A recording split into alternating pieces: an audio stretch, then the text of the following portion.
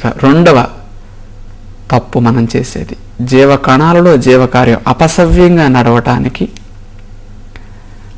రాక పోకలు రెండూ సవ్యంగా నడవాలి. రాక పోకలు సవ్యంగా నడుస్తున్నాయా లేదో ఇప్పుడు చూద్దాం.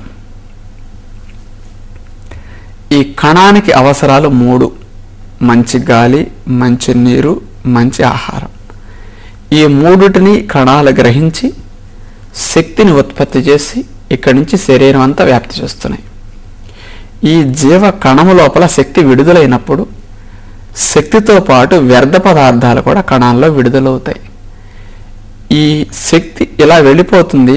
విడుదలైన వ్యర్థ పదార్థాలు మళ్ళీ తిరుగు ప్రయాణంలో ఈ రక్తంలోకి వచ్చి ఇటు నుండే మరలా తిరుగు ప్రయాణంలో వెళ్ళి అటు విసర్జక అవయవాల ద్వారా బయటకు పోవాలి. ఆహారం వెళ్ళి మండటం, వ్యర్థ పదార్థాలు విడుదలవ్వటాన్ని ఒక ఉదాహరణ ద్వారా మనం తెలుసుకుందాం. కట్టె పుల్లల పొయ్యిలో పుల్లలు పెట్టి మనం మండిస్తాం. ఆ మంట వేడికి పుల్ల మండినప్పుడు శక్తి విడుదలవుతుంది, వేడి బయటకు వస్తుంది. ఆ వేడితో పాటు పొయ్యిలో వ్యర్థ పదార్థం విడుదలవుతుంది. ఆ విడుదలయ్యేదే బొగ్గు, బూడిద, పొగ. మీరు ఎంతసేపు పొయ్యి మండించుకున్నా అటు వేడి వస్తూనే ఉంటుంది, కిందకు బొగ్గు, బూడిద వస్తూనే ఉంటుంది. అంటే ఒక పదార్థం శక్తిగా మారింది అంటే వ్యర్థ పదార్థం విడుదలవుతుంది అని అర్థం. అలాగే మనలో కూడా ఇక్కడ గాలి, నీరు, ఆహార పదార్థాలు వెళ్ళి మండుతున్నాయి, వేడి వస్తుంది. వేడి అక్కడ పొయ్యిలో నుంచి పాత్రకు వెళ్ళినట్టు మనకు శరీరానికి వెళ్ళిపోతుంది. పొయ్యిలో బొగ్గు, బూడిద మిగిలినట్టు ఇక్కడ కూడా కొన్ని వస్తాయి. ఈ విడుదలైన వ్యర్థ పదార్థాలు పొయ్యిలోంచి బొగ్గు, బూడిద మనం క్లీన్ చేసుకుని బయట పారవేసినట్లే ఇటించి శరీరం కూడా ఇందులో పంపించి అటు విసర్జక అవయవాల ద్వారా పారేస్తూ ఉంటుంది. మన అవసరాలు 3 రూపాల్లో ఉన్నాయి. వాయు రూపంలో ప్రాణవాయువు.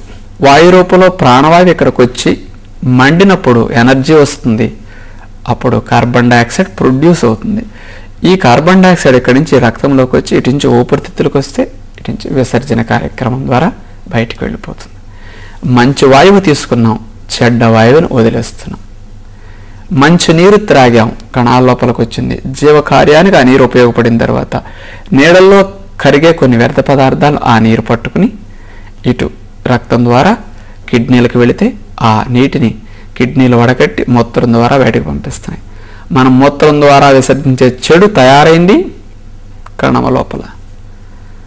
అలాగే మన ఈ నీరు చర్మం అనే విసర్జక అవయవం నుండి చెమట రూపంలో బయటకు పోతుంటుంది. చెమట ద్వారా మనం విసర్జించే చెడు తయారైంది కణమ లోపల. ద్రవ రూపంలో నీటి అవసరం లోపలికి వెళుతున్నది, ద్రవ రూపంలోనే వ్యర్థ పదార్థాలు బయటకు వస్తున్నది. మూడవ అవసరం ఘన రూపంలో ఆహార పదార్థాన్ని మనం తీసుకుంటున్నాం.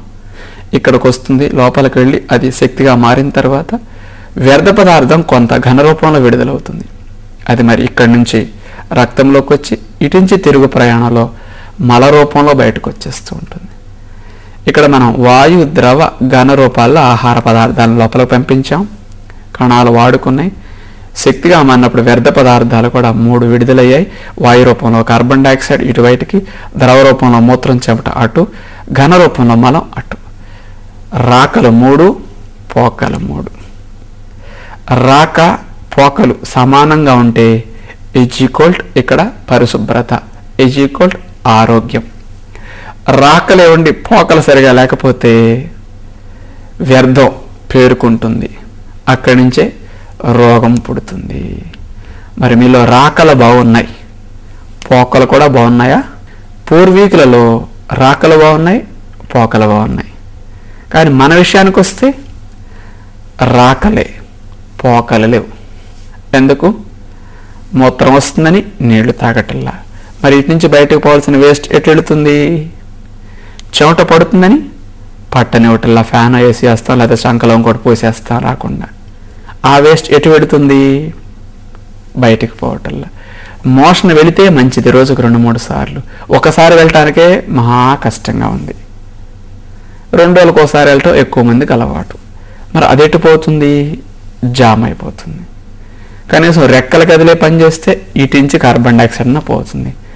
అలా పని చేయటం లేదు. గాలి ఆడని గదుల్లో ఎక్కువ ఉంటున్నాం, పైగా సిగరెట్ పొగలు, లోపల కఫాలు, రొంపలు. ఈ వేస్ట్ కూడా సరిగా ఇటించి బయటికి వెళ్ళలేదు. మనలో చూస్తే రాకలు బాగున్నాయి, పోకలు లేవు. పొయ్యిలో బొగ్గు బూడిదని అక్కడే పెట్టేసి మళ్ళీ రేపు పొలాలు ముట్టించండి, 2-3 రోజులకు పేరుకుపోతుంది. అక్కడి నుంచి ఇక పొయ్యి మండటానికి అడ్డమైపోతుంది. మనలో కూడా కణాల్లో ఎప్పుడు వేస్ట్ ఎప్పుడు బయటకి డ్రైన్ అయితే జీవ కణాల వాతావరణం పరిశుభ్రంగా ఉంటుంది. జీవకార్యం సవ్యంగా నడవటానికి కణ వాతావరణం అతి ముఖ్యమైన పాత్రను పోషిస్తుంది. రాకపోకలను బట్టే కణ ఆరోగ్యం ఆధారపడి ఉంటుంది. చూడండి, మనందరం ఇళ్లలోంచి అనేక వ్యర్థ పదార్థాలను వదులుతుంటాం. బయటకు వచ్చిన తర్వాత ఆ మురుగు కాలువలోకి ఈ వేస్ట్ అంతా వెళ్ళి ఆ కాలువలో నుంచి ఊరు బయటకు వెళ్ళిపోతే ఊరు బాగుంటుంది. అందరం వదిలింది ఎక్కడికక్కడ కాలువలోనే పెరిగిపోతే ఎలా మురికి వాసన వచ్చేస్తుంది. చూడండి, ఇక్కడ కూడా అంతే. మనందరికీ నాగరికత పేరు చెప్పి రాకలు ఉంటున్నాయి, పోకలు లేవు. చేత బాడీ ఇంటర్నల్గా పొల్యూట్ అవుతున్నది. మనందరికీ పైకి నీట్నెస్ చాలా బాగుంది, లోపల మాత్రం అలా నీట్గా ఉందా లేదా? మీ కణజాలం వాతావరణం పరిశుభ్రంగా ఉందా అపరిశుభ్రంగా ఉందా? మీ జీవకణాల జీవకార్యం సవ్యంగా చేయడానికి ఎలాంటి వాతావరణం ఉంది అని ఇక్కడ మనం చూద్దాం. ఇప్పుడు ప్రధానంగా లోపల పరిశుభ్రతగా అపరిశుభ్రతగా ఎవరికి ఎలా ఉంది అనే వాస్తవాన్ని బ్లడ్ టెస్ట్ చేయక్కర్లా, స్కానింగ్లు చేయక్కర్లా, రక్తం తీయక్కర్లా, 5 పైసలు ఖర్చు పెట్టక్కర్లా. ఇప్పుడు నేను చెప్పే ప్రసంగాన్ని వింటూనే మీ లోపల మీరు టెస్ట్ చేసేసుకోవచ్చు.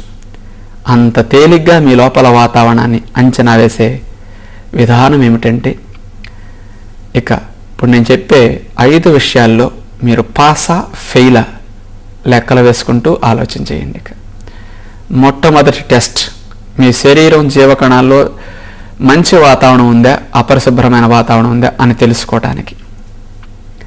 నిద్ర లేచిన వెంటనే నాలుక మీద పాచి మందంగా పట్టినా, అది చేదుగా ఉన్నా, దుర్వాసన వస్తున్నా మాట్లాడుతుంటే,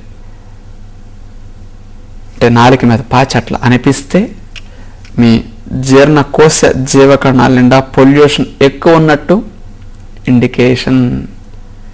ఇవన్నిట్లో పేరుకున్నాయి. ముఖ్యంగా ఈ ట్రాక్ అంతటిని నాలుక ఇండికేట్ చేస్తూ ఉంటుంది.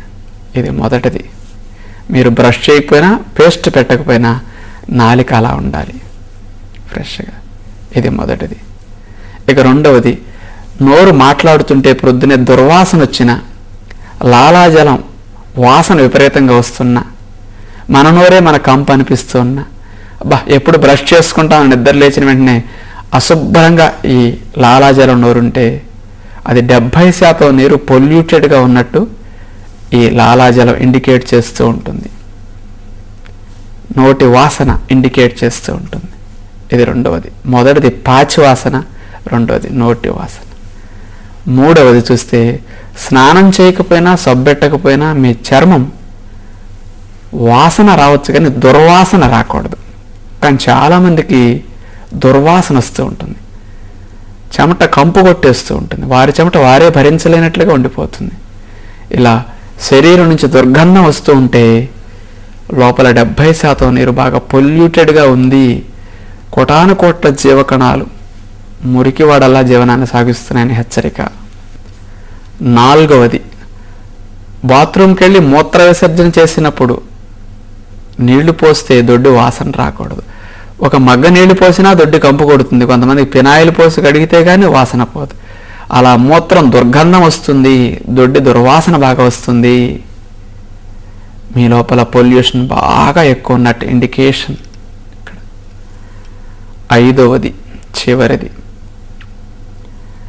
మల విసర్జన చేసేటప్పుడు ఆ మలం ప్లేటు కంటుకున్నా, చేతి కంటుకుంటున్నా, చీపుర్లు బ్రష్లు పెట్టి రుద్దవలసి వచ్చినా, దొడ్డి దుర్గంధం బాగా వస్తున్నా, ఫినాయిల్స్ లాంటివి ఎక్కువ వాడవలసి వచ్చినా మీ లోపల స్టాక్ బాగా పేరుకుంది. ఇదంతా రీఅబ్జార్వ్ అయి సెల్స్ని పొల్యూట్ చేస్తూ ఉంటుంది. మళ్ళీ అక్కడ వాసన ఎక్కువ ఉంది, ఇక్కడ అపరిశుభ్రంగా ఉన్నట్టు అర్థం.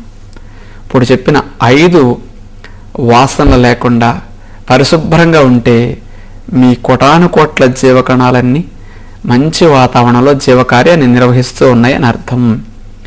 ఇవి 5 వాసనలు వస్తే మన లోపల వాతావరణం మురికి గుంట వాతావరణం.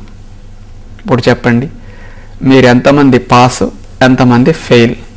ఎవరికి వారికి ఆత్మ పరిశీలన చేసుకోండి. పాసా ఫెయిలా అంటే అందరూ అంటారు అందరం ఫెయిలేనండి.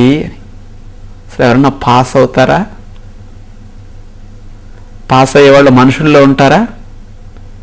మీకు సందేహం కలుగుతుంది. ఎవరికి ఉండదండి. నోరు వాసన రాకుండా ఏ మనిషికి ఉంటుంది అనిపిస్తుంది బ్రష్ పెట్టకపోయినా. 84 లక్షల జీవరాశుల్లో ఏ జీవిని తీసుకోండి, నాలుక గీయదు, పేస్ట్ పెట్టదు, బ్రష్ చేయదు, సబ్బులు పెట్టి స్నానాలు చేయవు, మలమూత్రాదులు వెళ్ళాక అంగాలు కడుక్కో.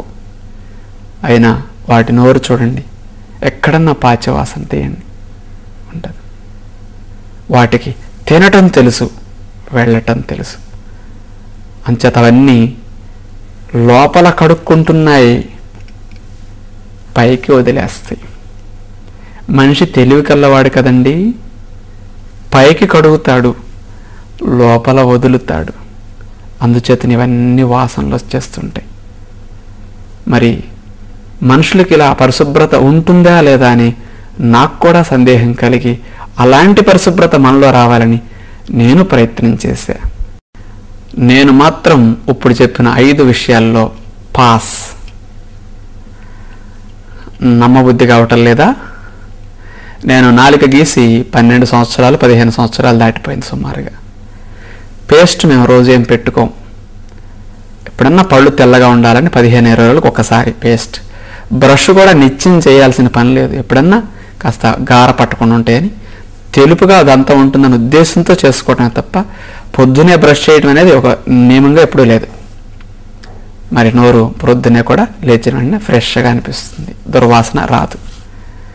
స్నానం ఒక పూట చేయకపోయినా వేసుకున్న బట్ట 2 రోజులు వేసుకున్న బట్ట కంపు కొట్టటల్లా.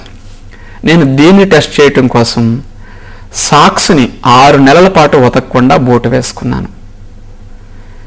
6 రోజులు సాక్స్ వేసుకుంటే చదువుకునే రోజుల్లో సాక్స్ కంపు కొట్టాయి.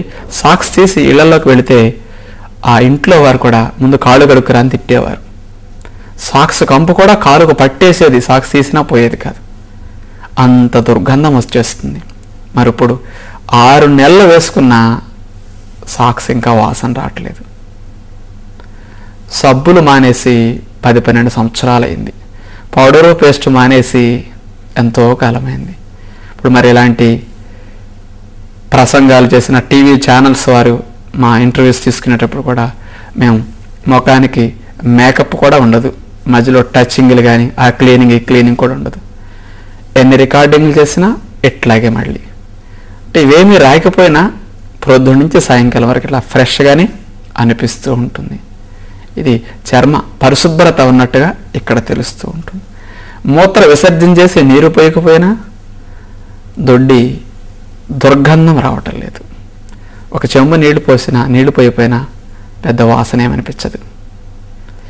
మలం ఈ రోజుకి ప్లేట్కి అంటుకోవటం నాకు తెలియదు. ఒక బ్రష్ కానీ చీపురు కానీ 12 ఏళ్లలో ఒక్కసారి కూడా పెట్టలేదు. మరక ఎప్పుడన్నా పడుతుందేమో చూస్తుంటే అసలు ఒక్కరోజు కూడా అంటుకు చావట్లేదు ఇప్పుడది. అంటే అంత ఫ్రీగా వెళ్ళిపోతుంది. అంటుకుంటుంది అంటే స్టాక్ నిలవ ఉంటుంది, నిలవ ఉంటే రీఅబ్జార్ప్షన్ ఇక్కడికి వస్తున్నామండి. సెల్స్ పొల్యూషన్ స్టార్ట్ అవుతుంది. ఈ 5 వాసన లేకుండా ఉంటే ఆరోగ్యం, వాసనలు రావటం రోగ పునాది. అందుకని మనందరం పైకి చూసుకుంటున్నాం, లోపల వదిలేస్తున్నాం. ఆరోగ్యం అనేది ఈ లోపల ఉన్న వాతావరణాన్ని బట్టి ఆధారపడి ఉంటుంది. అందుచేత మనందరం ప్రతిరోజు కణాల జీవకార్యం సవ్యంగా నడవాలంటే మంచి వాతావరణాన్ని వాటికి అందించడం మన బాధ్యత. మనం ఇలా పొరపాట్లు చేస్తుంటున్నామని మనలాంటి వారి గురించి వేమన గారు ఒక శ్లోకం చెప్పారు. కాంతమేను చూసి కళవళపడుదురు, కడుపులోని రోత గానలేరు, ఇంత రోత బ్రతుకు ఈ దేహమేలరా విశ్వధావిరామ వినురవేమ. పైకి అమ్మాయి చర్మం చూసి అబ్బాబా ఎంత బాగుందండి, బంగారం లాంటి రంగు అండి, లేదా అబ్బాయిని చూసి కూడా ఇట్లా అనుకుంటూ ఉంటాం. పైకి ఆకారం చూసి కడుపులోని రోత గానలేరు. వాళ్ళు ఎన్ని రోజులకోసారి దొడ్లోకి వెళ్తున్నారు ఎవరికి తెలుసు? ఇంత రోత బ్రతుకు ఈ దేహమేలరా విశ్వధాభిరామ వినురవేమ. మనందరికీ పైన పటారం, లోన లొఠారం, అలా ఉంది జీవనం చూస్తే. అందుచేత ప్రతిరోజు రాకపోకల సవ్యంగా ఉంటే బాగుంటుంది. చూడండి, మన ఇంటికి కూడా బంధువులు వస్తారు, మనం వాళ్ళ ఇంటికి వెళ్తాం అనుకోండి, రాకపోకలు బాగుంటే బంధుత్వం నిలుస్తుంది. చుట్టాలు మన ఇంటికి వస్తారు, అదే పనిగా పడి ఉంటారు, అసలు వెళ్ళరనుకోండి, రిలేషన్ దెబ్బతిందా? ఇక్కడ కూడా అంతే, రావాలి వెళ్ళాలి. ఈ ఆరోగ్య బంధం ఇక్కడ డెవలప్ అవ్వాలి అంటే రాకపోకలు ఉండాలి. ఇది మనందరం చేసే రెండవ తప్పు. జీవకణాల్లో జీవకార్యం అపసవ్యంగా నడవటానికి మనం చేసే మూడవ తప్పు. ఈ జీవకణాలు ఏ జాతి ఆహారాన్ని తినటానికి పుట్టాయి? ఆహార విషయంలో మనం ఆ జాతిని అందిస్తున్నామా? చెప్పండి. ఇప్పుడు మనం ఏ జాతి ఆహారాన్ని తినటానికి పుట్టాం? అసలు వండిన దానిన వండకుండా ఉన్న దాన్ని తినటానికి పుట్టామా? ఏది మన ఆహారం? ఇలా అంటే మీ అందరికీ లెక్క ప్రకారం వండకుండా తినటానికి పుట్టామండి, కానీ ప్రస్తుతం వండి తింటున్నాం అంటారు. అసలు ఈ కణాల నిర్మాణం చూస్తే ప్రకృతి ఇచ్చిన సహజమైన ఆహారాన్ని తినటానికి నిర్మించబడ్డాయి. అలాంటి సహజమైన ఆహారం మీరు పెడితే ఎంత సవ్యంగా గ్రహిస్తాయో చూడండి. ఇన్ని పండ్లు, ఇన్ని మొలకెత్తిన విత్తనాలు, ఇన్ని పచ్చికూరగాయ మొక్కలు మీరు తీసుకోండి. ఉదయం పూట ఎప్పుడన్నా ఈ పొట్ట, ఈ ప్రేగులు 1.5-2 గంటల్లో చకచక అరిగించేస్తాయి.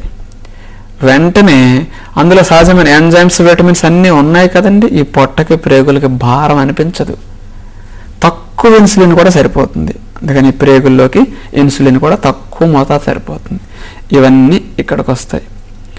ఇక్కడికి వచ్చిన తర్వాత సహజమైన ఆహారం కణాలు తినడానికి పుట్టాయి. మనం తిన్నది సహజమైన ఆహారం, కానీ వీటికి కావాల్సింది ఇక్కడికి వచ్చింది కాబట్టి ఈ జీవకణాలు వాటికి కావాల్సిన దాన్ని ఏమో స్పీడ్గా గంతేస్తూ లాగేసుకుంటాయి.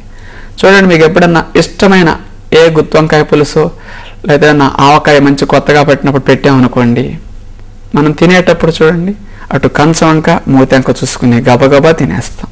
అదే ఏ పొట్లకాయ కూర, బీరకాయ కూర ఉప్పు నూనె లేకుండా నేను చెప్పింది పెట్టామనుకోండి, అటు చూస్తారు ఇటు చూస్తారు, దిక్కులు చూస్తూ మెల్లగా ఇదేం కరమరా అనుకుంటూ తింటారు. మీకు ఇష్టమైంది పెట్టినప్పుడు మీరు ఎంత ఆనందంగా తినగలిగారండి, ఏ ఇబ్బంది లేకుండా. ఇష్టం లేనిది పెడితే ఎట్లా ఇబ్బంది పడుతున్నారు తినటానికి? మీ కణాలు కూడా వీటికి కావలసింది మీరు పెడితే అలా గ్రహిస్తాయి. వీటికి కావలసింది వచ్చినప్పుడు ఈ సెల్స్ రిసెప్టార్స్ కూడా చక్కని ఓపెన్ అవుతాయి. వీటికి కావలసింది పెట్టినప్పుడు ఇన్సులిన్ కూడా తక్కువ సరిపోతుంది. ఇష్టం లేనిది మీరు గనక వీటికి పెడితే లోపలికి వెళ్ళాలంటే ఇక బ్రతుకు తెరువు కోసం తప్పదు కదా. ఒక రోజు కాదు, 2 రోజులు కాదు, మనం లేచినప్పటి నుంచి పడుకునే వరకు అన్నీ ప్రకృతి విరుద్ధంగా ఇస్తున్నాం. ఇక కర్మ కొద్దీ తప్పదన్నట్లుగా మెల్లగా గ్రహిస్తుంటాయి. అందుకని ఎక్కువసేపు మీకు రక్తంలో ఉండిపోతాయి. ఇక్కడికి వచ్చిన ఈ అసహజ ఆహారాన్ని కణం లోపల గంటాలంటే ఇన్సులిన్ రెట్టింపు ఖర్చు, అంత తేడా ఉంటుంది. అంచేతని మీరు ఇన్ని మొలకెత్తిన విత్తనాలు తింటే 2 గంటల్లో అరిగిపోవటం, ఇక్కడికి రావటం, 2.5 గంటల్లో 3 గంటల్లో సుమారు ఈ కణాలన్నీ తినేసేయటం, మళ్ళీ మీకు ఈ కణాలు నువ్వు పెట్టింది అయిపోయింది, నాకు ఇంకా ఆహారం పెట్టవా అని మళ్ళీ ఆకలి రూపంలో మీకు తెలియజేస్తుంది. అదే అన్ని మొలకెత్తిన పెసల్ని రుబ్బి 4 పెసరట్లుగా వేసి తినండి. తినేటప్పుడు నోటికి మాత్రం కమ్మగా భలే గొల్లగా ఉన్నాయండి పెసరట్లు అంటారు. తిన్న తర్వాత ఇక్కడికి వస్తుంది, ఇక్కడి నుంచి వెళ్ళాలనేసరికి, ఇక్కడి నుంచి ఇక్కడికి రావాలనేసరికి 4 గంటలు 5 గంటలు పడతాయి. అందుకని అదే పెసలు సహజంగా తింటే స్పీడ్గా వెళతాయి. అవే పెసలు ఇలా అట్టుగా మారిస్తే అంత ఎక్కువ టైం పడుతుంది. చూడండి ఎంత తేడానో సహజమైన ఆహారానికి అసహజమైన ఆహారానికి ఉన్న భేదం. 84 లక్షల జీవరాశులు ఏవి పదార్థాన్ని వండి తీసుకో, తెలివితేటలతో సౌకర్యార్థం మనం ఆహారాన్ని వండి తీసుకుంటున్నాం. అందుచేత 100 ఏళ్ళు ఉత్పత్తి కావాల్సిన ఇన్సులిన్ 40-50 సంవత్సరాలకి 60 ఏళ్ళకి ఉత్పత్తి అయిపోయి ఇక ఇన్సులిన్ ప్రొడ్యూస్ కావటల్లా. అందుచేత ఈ మధ్య డాక్టర్లు అంటున్నారు వయసుతో పాటు అవయవాలు ముసలి అయిపోతాయండి, డీజనరేటివ్ చేంజెస్ వస్తాయి అవయవాలకి, అందుకని పెద్ద వయసులో అవయవాలన్నీ హార్మోన్స్ రిలీజ్ చేయడం తగ్గించేస్తాయి, అందుకని వయసుతో పాటు షుగర్ వచ్చేస్తున్నది అంటున్నారు. 25 ఏళ్ల కుర్రవాడికి ఏం వయసు వచ్చిందని షుగర్ వచ్చేస్తున్నదండి? 25 ఏళ్ళకే ప్యాంక్రియాస్ గ్రంథి ముసలిది అయిపోతున్నదా? మనం ఇచ్చే ఆహారం అంత ప్రాసెస్ చేసి వండి పిండి ఏంచి ఇచ్చేసరికి ఆ ఆహారం కణం లోపలికి వెళ్ళటానికి ఇబ్బంది పడుతుంది. అంచేత ఏ జబ్బు రావటానికైనా ఇది ఒక కారణం. ఒక షుగర్ వ్యాధి అనేది పక్కన పెట్టేసేయండి, కానీ జీవ కణాలు తినవలసిన దాన్ని అందిస్తే చాలు చక్కని తినేస్తాయి. అందుకని ఋషుల శరీరం తీసుకుంటే 200-300 సంవత్సరాలు జీవిస్తున్నారే, 200-300 సంవత్సరాలు వారికి ప్యాంక్రియాస్ గ్రంథి ఇన్సులిన్ ప్రొడ్యూస్ చేస్తూనే ఉంది కదండి. మరి వారికి ముసలితనం రాలేదే అవయవాల్లో? బ్రతికినంతకాలం ప్రతి జీవికి అవయవాలు సవ్యంగా పనిచేస్తున్నాయంటే ఈ కణాలకు అందవలసిన ముడిసరుకు అందుతున్నది. ఆ అవసరాన్ని గ్రహించి కణాలు సవ్యంగా పనిచేస్తాయి. కణాలు పనిచేస్తే అవయవాలు పనిచేసినట్లే, అవయవాలు పనిచేస్తే శరీరం మొత్తం పనిచేసినట్లే. ఇలా ఉంటుంది రిలేషన్. నేను ప్రాక్టికల్గా కూడా ఒక వాస్తవాన్ని ఒక రీసెర్చ్ లాగా చూసి చెప్తున్నాను ఇప్పుడు మీకు. షుగర్ పేషెంట్స్ అందరినీ ఒక గ్రూప్గా తీసుకుని వండిన ఆహారం కొందరికి ఇచ్చాం, వండకుండా కొందరికి ఇచ్చాం. ఎక్కువ షుగర్ ఉన్నవారికి, ఎక్కువ సంవత్సరాల నుంచి ఉన్నవారికి, ఎక్కువ మాత్రలు వేసుకునే వారికి ప్రకృతి ఇచ్చిన పచ్చి కూరగాయలు గింజలు లాంటివి ఇచ్చాం. కొందరికి తక్కువ షుగర్, తక్కువ సంవత్సరాల నుంచి ఉన్నవారిని ఉడికిన ఆహారం ఉప్పు నూనె లేకుండా చప్పగా ఇచ్చాం. ఎవరికి స్పీడ్గా షుగర్ తగ్గుతుందని గమనించగా 100% ప్రకృతి ఇచ్చిన ఆహారాన్ని ఏ విధమైన పాడు చేయకుండా యథావిధిగా తిన్న పచ్చి కూరగాయల మొలకలు లాంటి వారికి ఎక్కువ సంవత్సరాల నుంచి ఉన్న షుగరు తక్కువ సంవత్సరాల నుంచి షుగర్ వారికంటే స్పీడ్గా కంట్రోల్ అయింది. మొదట వారం 10 రోజుల్లోనే 4-3 మాత్రలు లేకుండా షుగర్ వ్యాధి నార్మల్గా వచ్చేసింది వీళ్ళకి. మీరు అనుకోవచ్చు వాళ్ళు తినలేక కొద్దిగా తిన్నందుకు వచ్చిందేమోనని. వాళ్ళు బాగా పచ్చికూరలు మొలకలు బాగా అలవాటున్న వారిని సెలెక్ట్ చేశాం. సమృద్ధిగా అంతంత బాగా తినగలిగిన వారికి స్పీడ్గా తగ్గింది. అప్పుడు అర్థమైంది ఇన్సులిన్ ఉత్పత్తి సహజమైన ఆహారాలకి తక్కువ సరిపోతుంది. కొంతమంది ఇన్సులిన్ తీసుకునే పేషెంట్స్ కూడా ఇన్సులిన్ ఇంజెక్షన్ ఇవ్వకుండా కూడా షుగర్ తగ్గుతున్నది. అంటే ఇక్కడ ప్రొడ్యూస్ ఇన్సులిన్ ఇంతకుముందు సరిగా జరగకపోయినా ఆహారం మంచిది ఇచ్చేసరికి ఇన్సులిన్ ప్రొడక్షన్ మళ్ళీ పెరుగుతున్నది, ఒక కారణం అది. రెండవది ప్రకృతి ఇచ్చిన సహజమైన ఆహారాలు కణం లోపలికి వెళ్ళటానికి తక్కువ ఇన్సులిన్ సరిపోతుంది. మళ్ళీ మీలో ఎవరికైనా 40 యూనిట్లు ఊరవలసింది ఏ కారణం చేతో 20-25 ఊరుతున్నది. ఉడికిన ఆహారం ఉప్పు నూనెలు వేసుకు తింటే 20-25 యూనిట్ల ఇన్సులిన్ మీకు చాలదు. అంచేత మెడిసిన్ లేకపోతే ఇన్సులిన్ ఇస్తుంటారు. అదే మీరు ప్రకృతి ఇచ్చిన సహజమైన ఆహారం తిన్నప్పుడు ఆ 20 యూనిట్ల ఇన్సులిన్ చాలు మనం తిన్న రా ఫుడ్ని కణం లోపలికి గంటడానికి. 60 యూనిట్ల ఇన్సులిన్ తీసుకునే కేసులు కూడా 60 యూనిట్లు లేకుండా కూడా షుగర్ నార్మల్కి వస్తున్నది. ఇప్పుడు రా ఫుడ్ ఎక్కువ తీసుకుంటే 100% రా ఫుడ్ తింటే మంచిది, లేదా కనీసం 70% అన్నా 60% అన్న రా ఫుడ్ పెట్టినా ఇన్సులిన్ కేసులు కూడా నార్మల్కి వస్తున్నాయి ఈ రోజున. ఇప్పుడు వెనకటి రోజుల్లో ఏదో కొంచెం కాల్చుకునో వండుకునో ఉడకేసుకుని తినేవారు. ఇప్పుడు నూనెలో వేసి దేవటం, దాన్ని 4 రోజులు ఫ్రిడ్జ్లో పెట్టుకోవడం, మళ్ళీ రీహీట్ చేయటం, దాన్ని పిండటం, లేకపోతే రకరకాలుగా ప్రాసెస్ చేసి ఉమెన్స్లో పెట్టుకోవటం, ఇదంతా ఫాస్ట్ ఫుడ్ టెక్నాలజీ వచ్చిన దగ్గర నుంచి మరీ డ్యామేజ్ జరిగింది. ఇది ఆహార విషయంలో మనందరం చేసే పొరపాటు. ఎంతెంత పాడు చేస్తామో సహజమైన కణాలు అంత ఇబ్బంది పడతాయి. అందుకని ప్యాంక్రియాస్లో ఉండే బీటా సెల్స్ కూడా ఇన్సులిన్ ప్రొడక్షన్ ఎక్కువ రోజులు చేయలేవు ఇలాంటి ఆహారాన్ని తింటే. ఇంకోటి చూస్తే ఈ రోజుల్లో అన్ని హార్మోన్స్ ఇంబ్యాలెన్స్ అయిపోయి ఉన్నాయి ఈ రోజున. మగవారికి వీరి కణాలు సరిగా ఉండట్లా, అమ్మాయిలకు చూస్తే పీరియడ్స్ రెగ్యులర్గా రావటంలా, థైరాయిడ్ విషయంలో 40% మందికి థైరాయిడ్ గ్లాండ్ హార్మోన్స్ రిలీజ్ కావటంలా, అలాగే ప్యాంక్రియాస్ ఇన్సులిన్ ప్రొడ్యూస్ చేయట్లా. ఇలా చూస్తుంటే అందరికీ వయసుతో పాటు హార్మోన్స్ ఇంబ్యాలెన్స్. ఎందుకంటే ఒక గ్లాండ్ హార్మోన్ని రిలీజ్ చేయాలంటే దానికి ముడిసరుకు కావాలి. ఒక పంచదార ఫ్యాక్టరీ పంచదారను ఉత్పత్తి చేయాలంటే దానికి ఒక ముడిసరుకు కావాలి. ఏమిటది? చెరుకు అంటారు. చెరుకు వేసి పంచదార రా అంటే వస్తుంది, చెరుకు వేయకుండా పంచదార రా అంటే ఎలా వస్తుంది? ఇక్కడ కూడా ఈ ప్యాంక్రియాస్ ఇన్సులిన్ ప్రొడ్యూస్ చేయాలంటే మంచి పోషక విలువలు మాంసకృతులున్న ఆహారం కావాలి. ఎందుచేతనంటే ఇన్సులిన్ కానీ ఇతర థైరాయిడ్ హార్మోన్స్ కానీ ఇవన్నీ మాంసకృతుల కోవకు చెందినవి. ఈ హార్మోన్స్ అన్నీ ఈ మాంసకృతులున్న ఆహారము, పోషక విలువలున్న ఆహారం బాగా అందించినప్పుడే మనకి ఇన్సులిన్ ప్రొడక్షన్ బాగా ఉంటుంది. మనం లేచిన దగ్గర నుంచి పడుకునే వరకు అలాంటి మంచి పోషక విలువలున్న ఆహారాన్ని ఏం తింటున్నాం?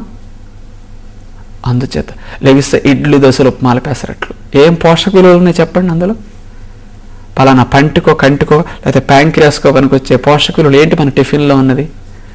అన్నం తెల్లటిది ఏమున్నాయి? ముద్దపప్పు పాలిష్ పట్టేసి బాగా డ్యామేజ్ చేసుకుని పప్పును కూడా వేయించుకు తింటున్నారు ఈ రోజుల్లో. అలాగే చూస్తుంటే సాంబార్లు, రసాలు, అప్పడాలు, వడియాలు ఏమున్నాయి? ఫ్రైలు ఏముంటాయి పోషక విలువలు? సాయంకాలం 5-6 అంటే బజ్జీలు, కట్లెట్లు, సమోసాలు, జిలేబులు. దీనికి కావాల్సింది ఏ పోషకాహారం అండి? డిన్నర్లో ఫాస్ట్ ఫుడ్లు, నాన్ వెజిటేరియన్, పలావులు, ఫ్రైలు. అందటల్లా బెత్తడి నాలికను సంతృప్తిపరిచే మనం తినే వాటిలో ఉన్నాయి. కానీ కోటాను కోట్ల కణాలను సంతృప్తిపరిచే ఆహారం మనం తింటున్నాం ఈ రోజున. అందుచేతనే పని చేయవలసిన రీతిలో అవయవాలు పనిచేయటం లేదు. అందుకని జీవకణాలు జీవకార్యాన్ని సవ్యంగా చేయకుండా అపసవ్యంగా చేయడానికి మన చేతులతో మనం చేసే పెద్ద పొరపాటు ఇది. కానీ ఈ తప్పుని మనం చెయ్యకూడదు. చేత ప్రతిరోజు మొలకెత్తిన విత్తనాలు తినండి. మంచి హార్మోన్స్ ప్రొడ్యూస్ అవుతాయి. లైఫ్లో 40-50 యూనిట్స్ ఇన్సులిన్ ఎప్పుడు ప్రొడ్యూస్ అవుతూనే ఉంటుంది మీరు మంచి ఆహారం తింటే. తినే ఆహారం కూడా కాస్త ఎక్కువ మొత్తంలో సహజంగా తింటే తక్కువ ఇన్సులిన్ సరిపోతుంది అనుకున్నాం. ఇలా ప్రతిరోజు ప్రయత్నం చేయటం చాలా మంచిది. మనం నాగరికత పేరు చెప్పి జీవకణాల్లో జీవకార్యం అపసవ్యంగా నడవటానికి మనం చేసే పెద్ద పొరపాటు. ఈ మధ్య అందరూ కాస్త అలవాట్లు మార్చుకునే ప్రయత్నంలో సలాడ్స్ కానీ, ఫ్రూట్స్ కానీ, మొలకెత్తిన విత్తనాలు కానీ ఇలా న్యాచురల్గా తినడానికి అందరూ అన్ని దేశాల వారు ప్రయత్నిస్తున్నారంటే ఇలాంటి వాస్తవాల్లో కళ్ళు తెరవబట్టి. ఋషులకి 200-300 సంవత్సరాలు అన్ని అవయవాలు పనిచేస్తున్నాయంటే ఈ జీవ కణ అవసరాలు సవ్యంగా తీరపట్టి. అందుచేత మళ్ళీ మనం ఇలా మారి ఈ కణ అవసరాలను సవ్యంగా తీర్చగలిగి అనవసరాలని వదలగలిగితే ఎందుకు దెబ్బతింటాయండి? ఎందుకు అపసవ్యంగా చేస్తాయండి ఇవన్నీ? అది మనం ఆలోచన చేయాల్సింది. ఇది మనం మార్చుకోవాల్సిన 3వ అలవాటు. ఎప్పటి నుంచి కూడా మీ పిల్లలకి ఇలాంటి మంచి ఆహారం పెట్టండి. రోజు 100% వంట తగ్గించి కనీసం 50-60% అన్న సహజమైన ఆహారం ప్రతినిత్యం అందించండి. అసలు హార్మోన్స్ ఇంబ్యాలెన్స్ వస్తుందని చూద్దాం. బాడీలో ఇలాంటి ప్యాంక్రియాస్ ఇన్సులిన్ ప్రొడ్యూస్ చేయకపోవటం అనే సమస్య వస్తుందని చూద్దాం. కానీ వ్యక్తిగా మనం మారాలి.